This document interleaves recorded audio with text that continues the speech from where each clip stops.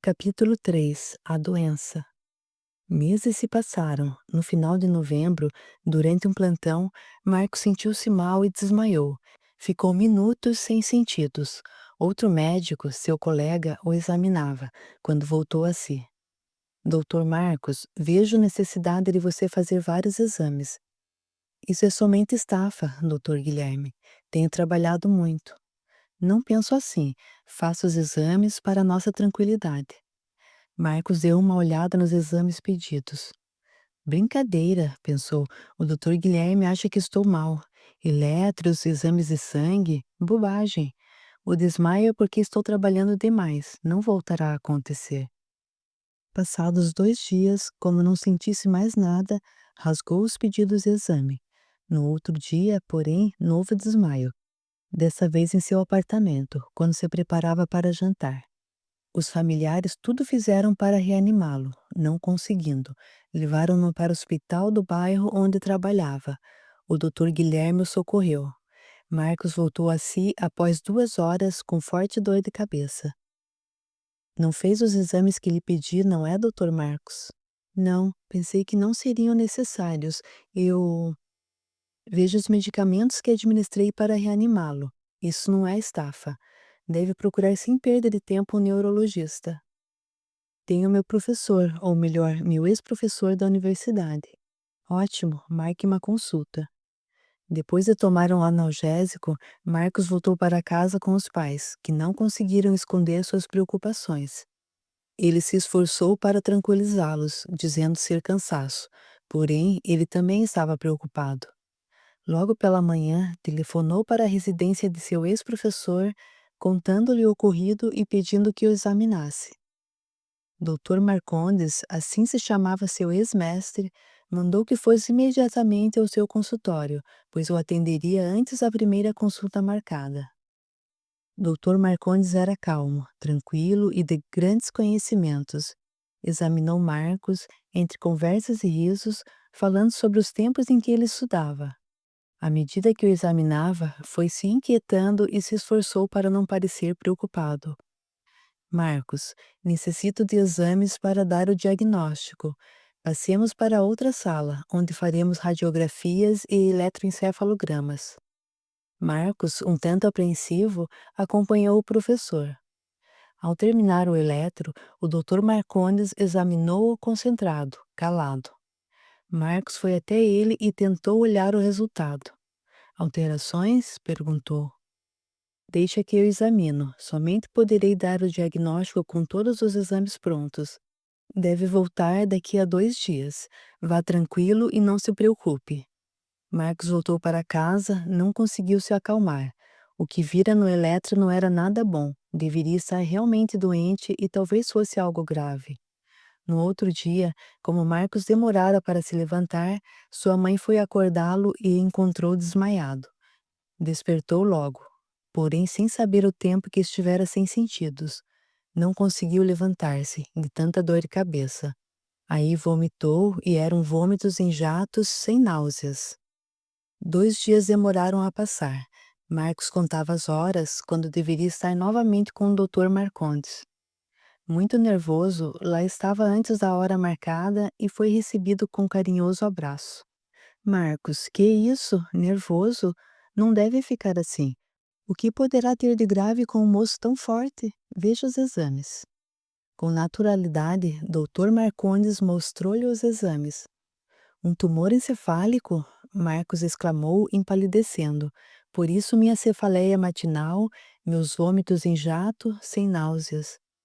Está localizado numa área delicada do cérebro, porém aconselho uma cirurgia, e o mais breve possível. Poderei operá-lo se quiser. Ficará bom, não deve se preocupar. Pode ser um tumor maligno, um câncer. Pode não ser, aposto com você que não é. Confio que não seja grave. Fique com os exames, estude-os e esteja à vontade para mostrar a outros profissionais. Não existe outro médico melhor na sua especialidade, professor. Admiro-o. Obrigado.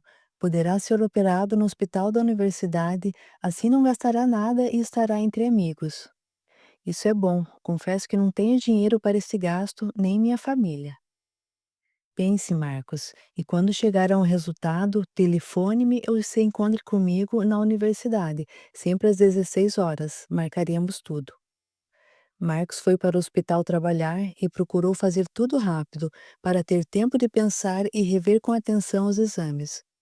Somente teria chance se operasse. Pediu licença do trabalho e foi encontrar-se com o Dr. Marcondes na universidade. Resolveram. Ele ia submeter-se à cirurgia e a marcaram para dali a 2 dias. Marcos teve licença nos 2 empregos e foi para casa.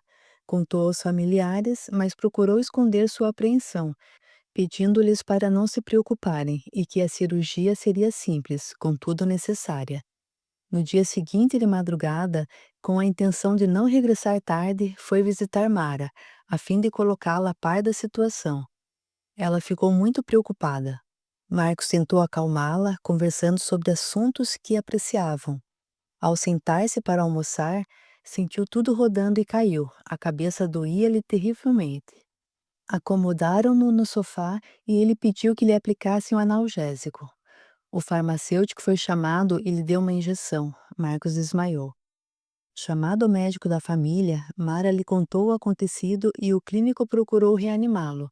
Ele voltou a si 1 hora e 40 minutos depois e vomitou. Temendo que voltasse sozinho, o pai de Mara e ela o trouxeram de carro a São Paulo.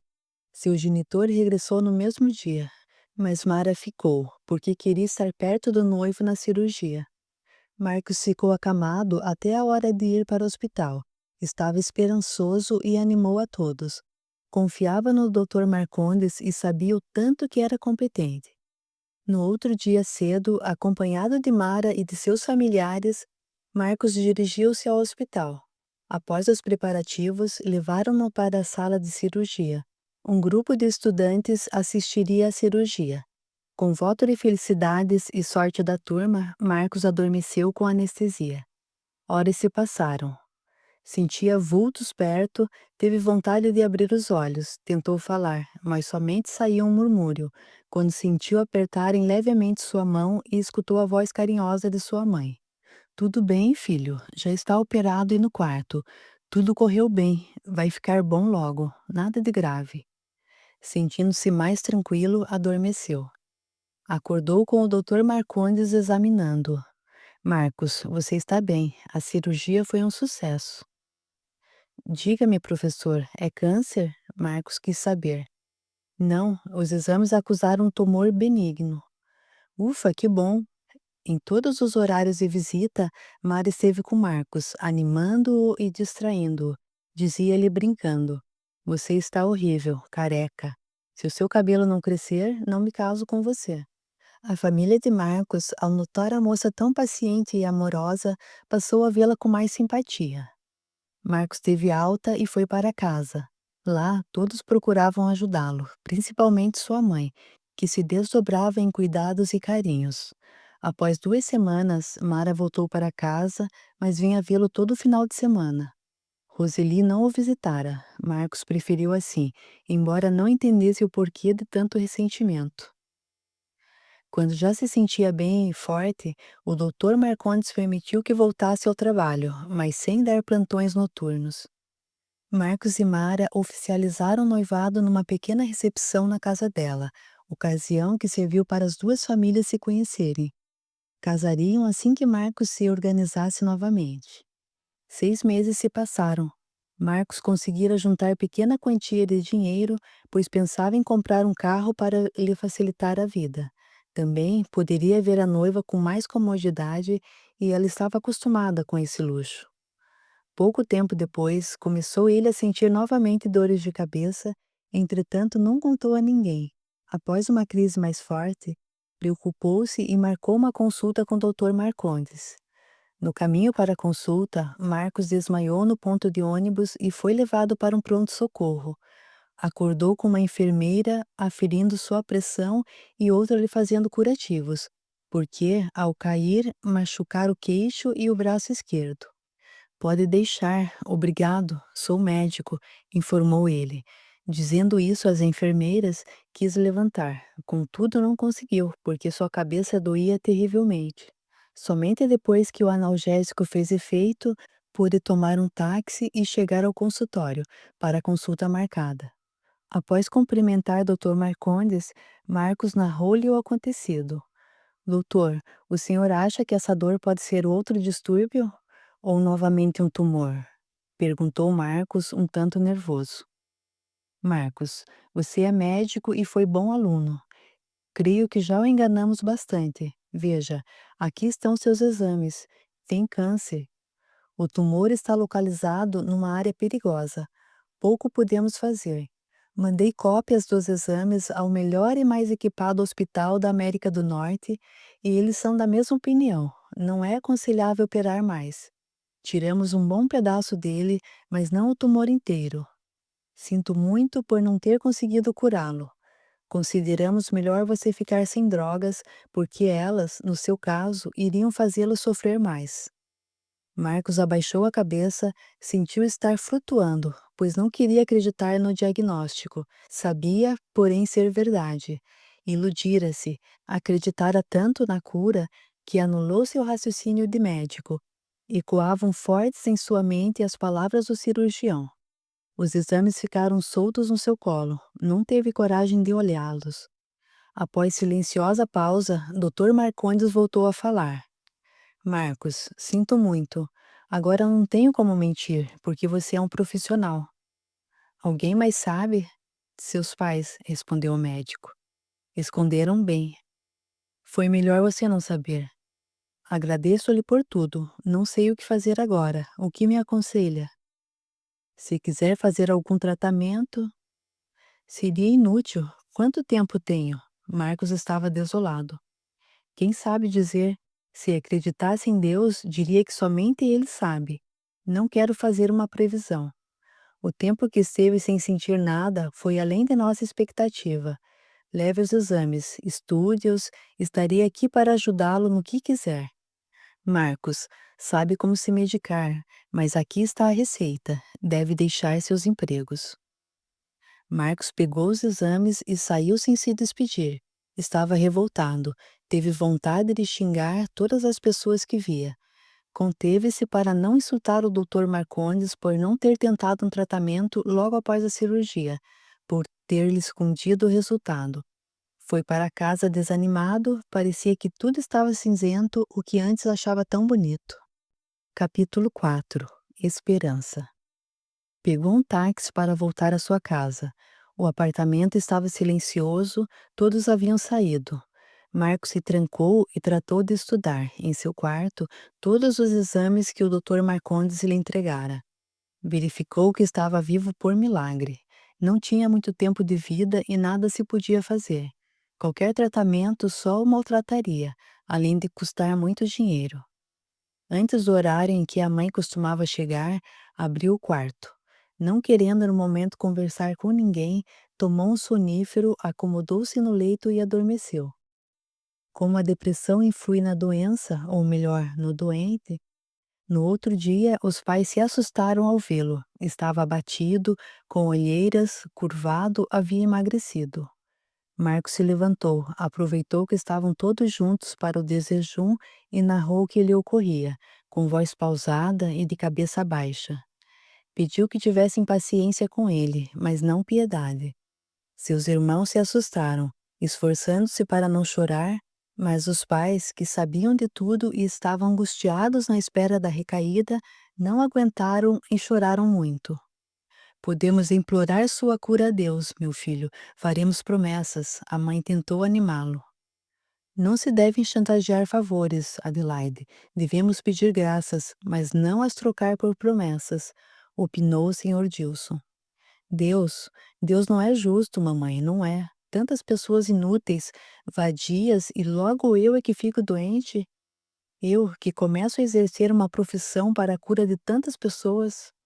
Não diga isso, pediu o pai. Tenho e devemos ter esperanças. Nossa vida pertence a Deus e acredito na sua justiça, embora não a entenda. Não me lembro de Deus. Nesses anos todos não pensei nele. Será que vai se preocupar comigo? Lamentou o doente. Todos se calaram. Com a intenção de contar a Mara, telefonou-lhe, porém não teve coragem, esperou sua vinda no fim de semana. Afastou-se dos empregos e ficou em casa, sem coragem nem vontade de sair. Como combinado, na sexta-feira, Mara veio e se assustou ao vê-lo. Marcos contou-lhe tudo, sem esconder nada. Desfaremos o noivado, Mara. Adoro-a, mas desde agora você já é livre. Não e não, estarei sempre com você. Ficou, como sempre, por 2 dias e passou-os com Marcos, porém não agia mais com a mesma espontaneidade. Mara o tratava como moribundo, pois não sabia ao certo o que fazer. Sentia-se aliviada na hora de ir embora. Começou então a afastar-se do noivo. Marcos pensou em trabalhar para se distrair, mas podia desmaiar a qualquer momento e também não sentia ânimo para nada. Alimentava-se pouco e as dores já eram constantes. Passaram-se 2 semanas e estava fraco, parecia outro. Doutor Marcondes o internara para fortificá-lo com sangue e soro.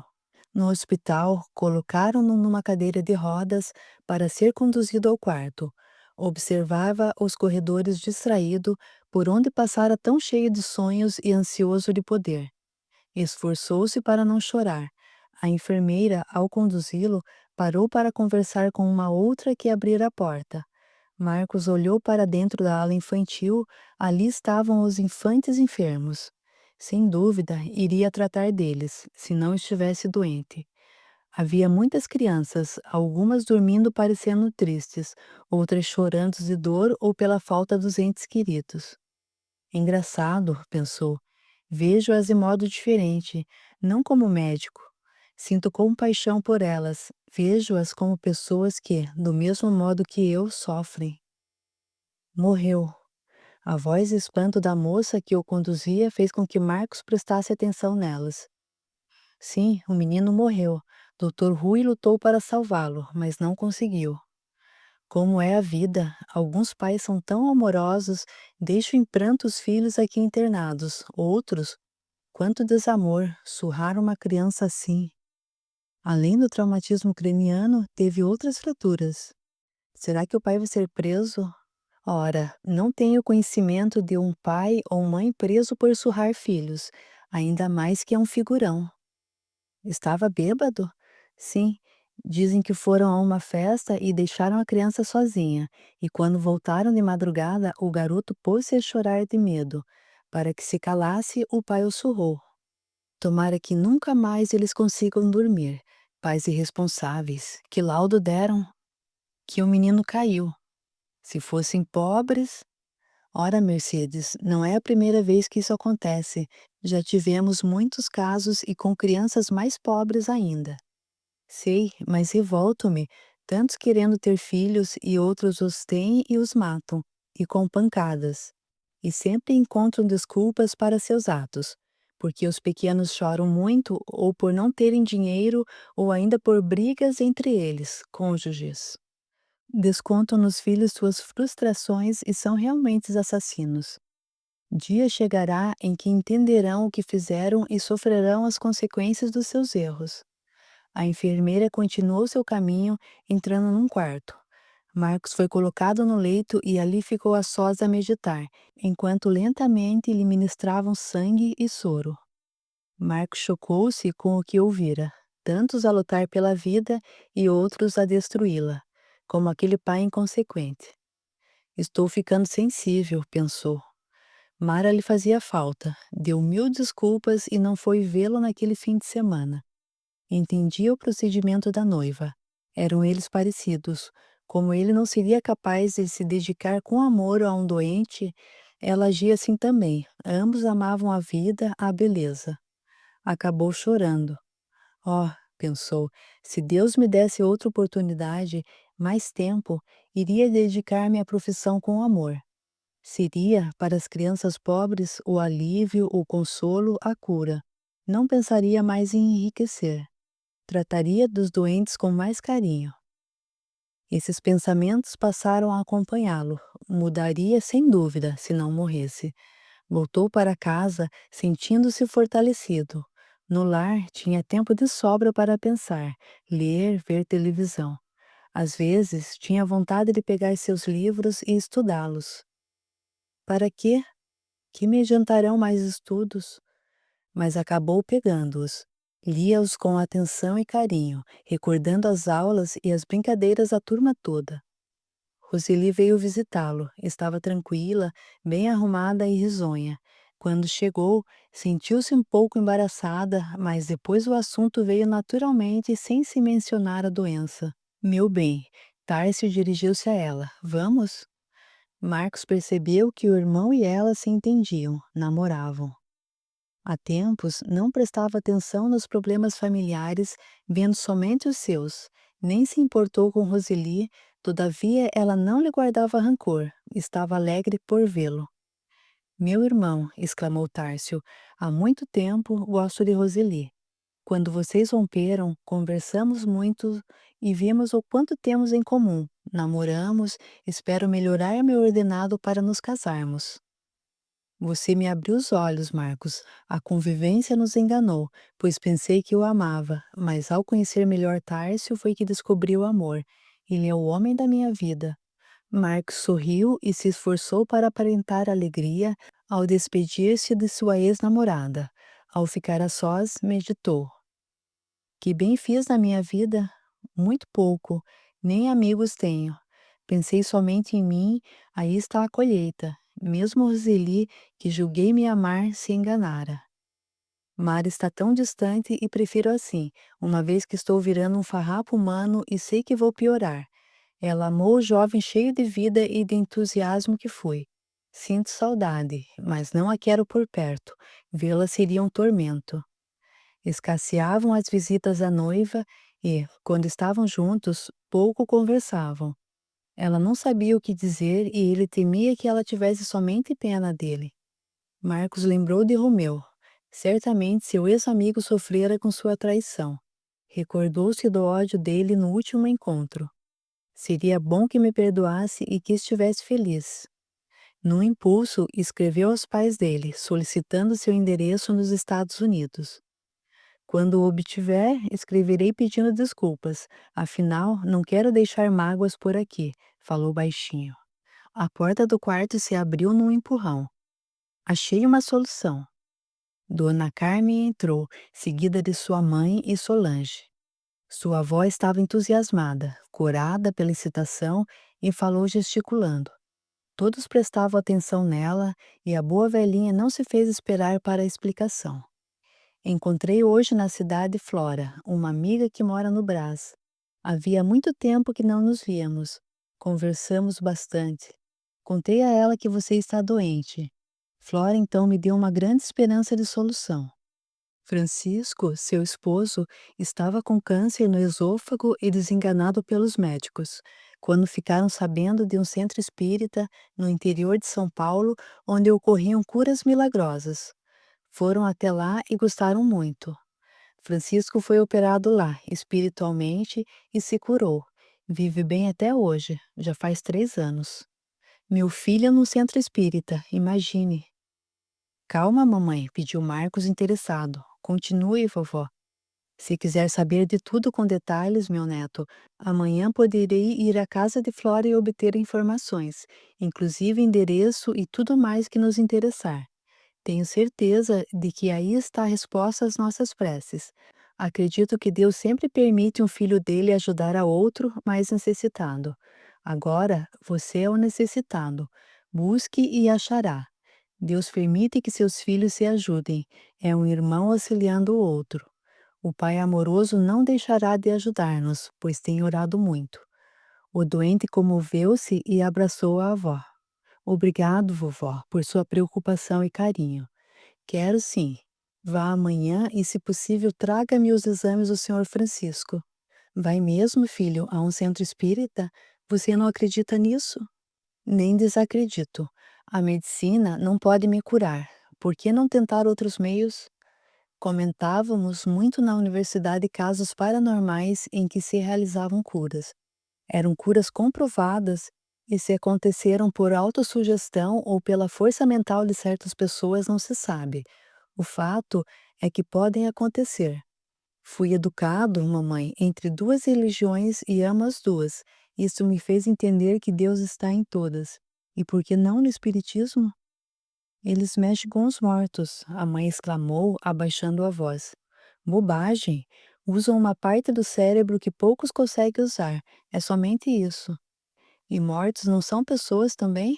Não vejo nada demais. Mamãe, me arrependo por não ter seguido nenhuma religião. Nada melhor que sofrer tendo o conforto de uma religião e se ligando a Deus, porque acredito no absoluto, no Criador do universo.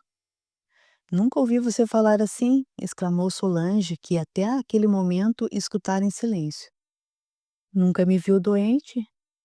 Tem razão, concordou Dona Adelaide. Devemos tentar, se não fizer bem, mal não fará. Estamos combinados. Amanhã cedo irei à casa de Flora. Estou tão esperançosa. Marcos estava com muitas dores, por isso pediu para ficar sozinho. Quando tomou o remédio para amenizá-las, pensou: que bom seria se eu sarasse. Ajude-me, meu Deus. Se ficar bom novamente, trabalharei com dedicação e amor, sanarei dores em teu nome. Pela primeira vez, sentiu esperança. Adormeceu. O almoço não tinha sido servido quando Dona Carmen regressou. Viera contente, entrou no apartamento com tanto entusiasmo que todos foram à sala para vê-la. Trouxeram o Sr. Francisco, que havia tempo a família não via. Após os cumprimentos, o Sr. Francisco dirigiu-se a Marcos. Meu filho, tive câncer e realmente sarei. Fui operado por 2 vezes no Hospital do Câncer e sofri muito nessas cirurgias sem ter melhora. Estava marcado para morrer em breve, pois o câncer me consumiria. Sabendo das curas realizadas no Espiritismo, fomos 2 vezes ao centro espírita e deu resultado. Curei-me lá, sem dores nem sangue. Graças a Deus estou bem, gozando de excelente saúde. Trouxe meus exames, analise você mesmo, pois é médico. Estes são os de antes de ser operado no centro espírita. E esses o que fiz depois, comprovando a cura. Marcos pegou os papéis e examinou-os.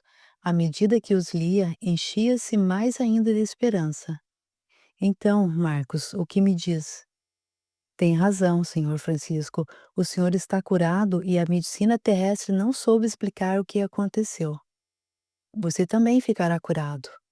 Essas palavras permaneceram na mente de Marcos e foram tomando força. Você será curado, eu sarei. Vovó, quero ir, por favor. Não é tão fácil assim, informou Dona Carmen. Lá não se cobra nada, tudo é feito com amor e caridade.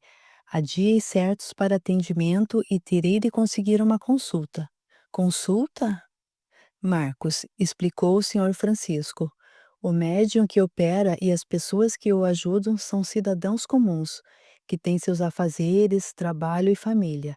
Atendem os doentes 3 vezes por semana. Uma vez é para consultar, quando se analisa o que o doente tem. Na segunda é para operar e na terceira para dar o receituário e os passes. Passes? Indagou Marcos, curioso. Energias curadoras, esclareceu o Sr. Francisco. Quero ir, repetiu Marcos.